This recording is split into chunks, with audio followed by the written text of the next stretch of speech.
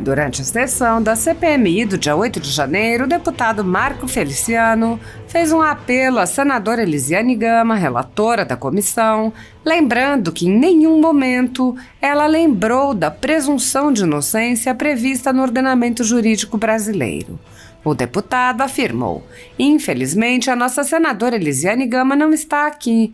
Ela é a relatora desta CPMI e eu queria muito que ela pudesse ouvir o que eu vou falar agora, não apenas com o ouvido, mas com o coração. Feliciano disse: desde que começamos o processo até este momento, ela nunca falou sobre presunção de inocência de quem quer que tenha participado daquelas manifestações do 8 de janeiro. O deputado enfatizou a destruição de vidas e contou um episódio em que uma vida foi destruída por uma calúnia. Ele disse: nada dói mais do que uma calúnia, principalmente uma calúnia que destrói a sua história, destrói a sua vida.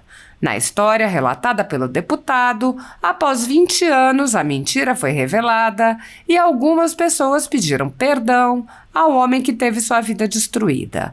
Feliciano disse: pediram perdão a ele e, imbuído do espírito cristão, ele disse: eu perdoo a todos vocês, mas eu queria saber se vocês podem me devolver o que eu perdi.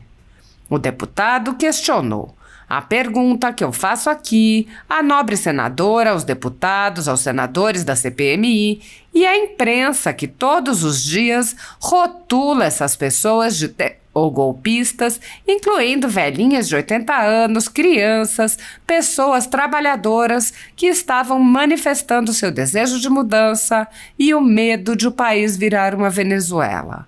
Feliciano perguntou ainda: mas e os inocentes? O devido processo legal foi negado a eles. Eles estão sofrendo. E aqui nesta CPMI eu vejo a senadora Elisiane Gama.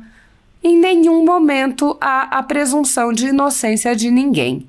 E isso me machuca. Dá vontade de chorar, porque eu já sofri na pele a injustiça de ter o seu nome achincalhado dentro da imprensa e levar anos para poder mostrar que era tudo uma mentira. O deputado disse ter esperança que esta CPMI possa pelo menos fazer justiça. Não sei de que forma, porque ela já está cooptada. Ela foi sequestrada pelo governo, um governo fracassado e covarde, que tomaram conta da CPI porque sabem que pode fazer a diferença. Aliás, poderia. Hoje, só um milagre. A Constituição Federal determina em seu artigo 5º, inciso 54, que ninguém será privado da liberdade ou de seus bens sem o devido processo legal. No entanto, o ex-corregedor do TSE, Luiz Felipe Salomão, mandou confiscar, em decisão monocrática em inquérito administrativo, a renda de canais e sites conservadores, como Bárbara do canal Te Atualizei e a Folha Política. A decisão do ministro, que recebeu respaldo e apoio de Luiz Roberto Barroso, Alexandre de Moraes e Edson Fachin, confisca toda a renda dos canais sem qualquer distinção segundo o tipo de conteúdo, tema, a época de publicação ou qualquer outro critério. Toda a renda de mais de 23 meses do nosso trabalho é retida sem qualquer justificativa jurídica.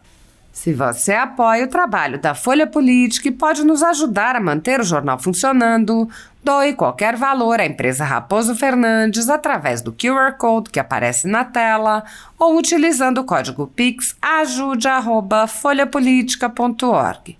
Caso não use Pix, a conta da empresa Raposo Fernandes está disponível na descrição deste vídeo e no comentário fixado no topo. Há 10 anos, a Folha Política vem enfrentando a espiral do silêncio imposta pelo cartel de mídia que quer o monopólio da informação. Pix ajude@folhapolitica.org. Assista. Senador Magno Malta, deputados e senadores que estão aqui, Brasil que nos assiste, eu não sei se ainda estão assistindo ou vão assistir esse vídeo depois. Infelizmente, a nossa senadora Elisiane Gama não está aqui. A TV está ao vivo, sim. ela é relatora, né, dessa CPMI. Eu queria muito que ela pudesse ouvir o que eu vou falar agora, se houver assessores dela aqui que pudessem encaminhar o vídeo para que a senadora pudesse ouvir, não apenas com o ouvido, mas com o coração. A senadora é minha irmã em Cristo, pelo menos quando eu vou ao estado dela, ela está sempre nos eventos. E eu queria apelar agora aqui para os sentimentos da senadora Elisiane Gama, que desde que começamos o processo dessa CPMI, senhor presidente, até esse momento, ela nunca falou sobre presunção de inocência de quem quer que seja que tenha participado daquela manifestação de 8 de janeiro.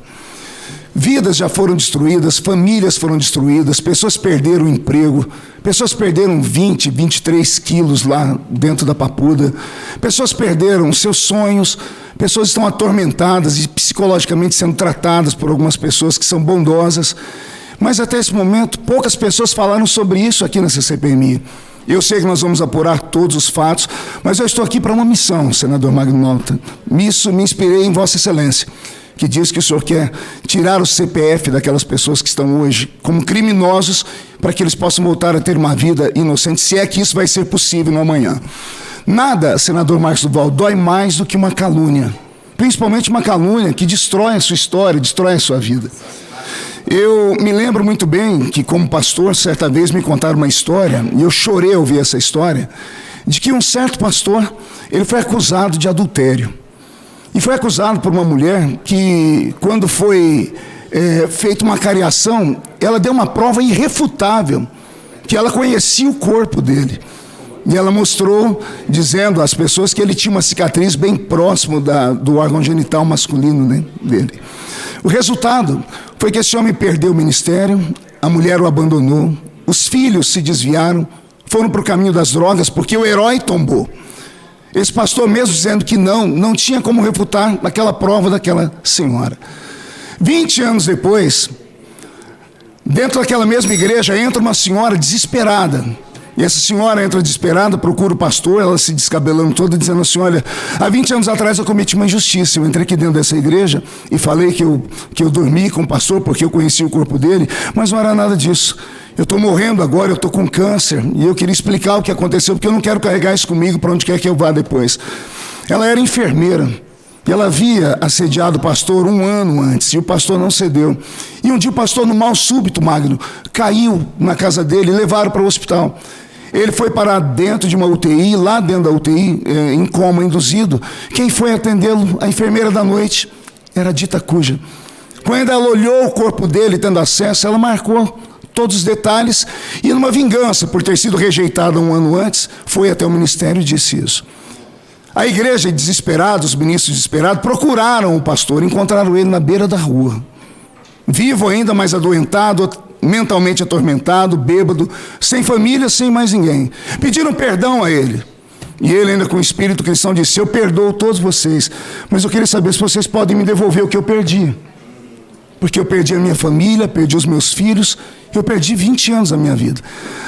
A pergunta que eu faço aqui à nobre senadora, aos deputados, aos senadores da CPMI, à imprensa, que todos os dias rotula essas pessoas de ou golpistas, incluindo velhinhas de 80 anos, crianças, pessoas trabalhadoras, que estavam manifestando o seu desejo de uma mudança no país e o medo de ver o nosso país virar uma Venezuela.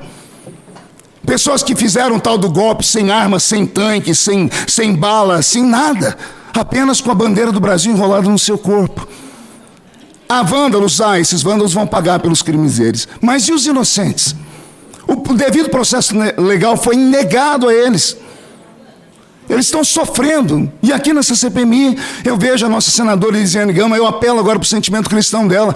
Toda entrevista que ela dá, ela já diz: os atos golpistas serão apurados, as pessoas vão pagar. Em nenhum momento há presunção da inocência de ninguém. E isso me machuca, senador Magno Malta. E dá vontade de chorar, porque eu já sofri na pele a injustiça. Você ter o seu nome achincalhado dentro da imprensa e você levar anos para poder mostrar que era tudo uma mentira, só que o tempo que você perdeu, a angústia que você teve com a sua família, isso se esvaiu pelos seus dedos. Então que essa CPMI possa pelo menos fazer justiça. Não sei de que forma, porque ela já está cooptada, ela foi sequestrada pelo governo, um governo fracassado e covarde, que não assinaram a CPMI e agora tomaram conta dela porque sabem que essa CPMI pode fazer a diferença. Aliás, poderia. Hoje, só um milagre. Muito obrigado, senador. Obrigado, senador, deputado Marcos. Esta gratidão aqui é apenas por você ter parado para assistir esse vídeo. Se puder vê-lo até o fim, depois compartilhar, eu te agradeço. O primeiro que perseguiram e caçaram foi Alan dos Santos, mas ninguém se importou, era apenas um jornalista. Depois foi Oswaldo Eustáquio. Prenderam ele, calaram a sua voz, ele foi parar numa cadeira de rodas, mas era apenas um jornalista de internet. Depois prenderam Daniel Silveira, calaram a sua voz e anularam o seu induto, mas ninguém falou nada, era apenas um deputado federal meio extremista. Em seguida, tentaram prender Roberto Jefferson, que, indignado, erroneamente, atacou a polícia. Ninguém se importou, era apenas um líder de partido. Depois caçaram o mandato de um deputado do Paraná, porque criticou as urnas. Ninguém se importou. Afinal de contas, como desconfiar de urnas cuidadas por pessoas tão importantes? Depois foram dezenas de blogueiros, dezenas de influenciadores, dezenas de plataformas que foram desmonetizadas, censuradas e fechadas. Mas ninguém se importou. Eram apenas fake news. Depois foram centenas de pessoas presas, desarmadas, entre elas crianças, mulheres, idosos, doentes, levados para um campo de concentração. E ninguém se importou, pois eram apenas patriotas. Depois foi afastado o governador de Brasília. E então o comandante da Polícia Militar e o secretário de Segurança foram presos, mas ninguém se importou, porque a esquerda estava lutando pela democracia. Depois foi a vez do ex-ajudante de ordens de Bolsonaro. Ele foi preso, mas era apenas um coronel. Depois caçaram 6 mandatos de deputados no Ceará. Ninguém se importou, eram apenas parlamentares estaduais. Depois não quebraram o sigilo telefônico de Adélio Bispo, mas apreenderam e quebraram o sigilo do telefone do ex-presidente Jair Messias Bolsonaro. Além disso, apreenderam o cartão de vacinação dele, mas ninguém falou nada, afinal o cartão de vacina é o responsável por toda a corrupção da política brasileira. Depois caçaram o mandato de Daltan Dallagnol, com quase 400 mil votos, mas ele era apenas um procurador que investigou os crimes e as safadezas de muita gente. Teve um órgão de imprensa muito respeitado, a Revista Oeste, que foi censurada por trazer uma matéria que expunham pessoas importantes. A extrema imprensa se calou, afinal de contas, era só um veículo de informação digital. O que revolta é o Congresso não se mover. Aliás, os que podem fazer algo no Congresso são apenas os presidentes das 2 casas, da Câmara e do Senado. Ao lado deles, os que podem fazer alguma coisa são os líderes de partidos. Deputados como eu, podemos apenas denunciar. E sabe Deus o que essa denúncia vai me custar. A OAB está calada, os bispos das igrejas católicas estão calados, a associação de todas as igrejas evangélicas estão caladas, as forças armadas parecem amordaçadas, parecem submissas e sem nenhuma reação. A Federação das Indústrias Brasileiras também estão sem ação. Os policiais de todas as ordens estão acatando ordens que, segundo muitos respeitados juristas, são ordens inconstitucionais e ninguém fala nada. Fica uma pergunta: estamos a caminho de uma ditadura? Eu recebi esse texto, não sei quem é o autor, mas o conteúdo faz sentido. Eu dei voz a ele para que possamos pelo menos orar. E quem sabe, se os poderosos assistirem este vídeo, não se sensibilizem também. Que Deus tenha piedade e misericórdia do Brasil de hoje e do Brasil de amanhã, dos nossos filhos, dos nossos netos. Que Deus tenha misericórdia de todos.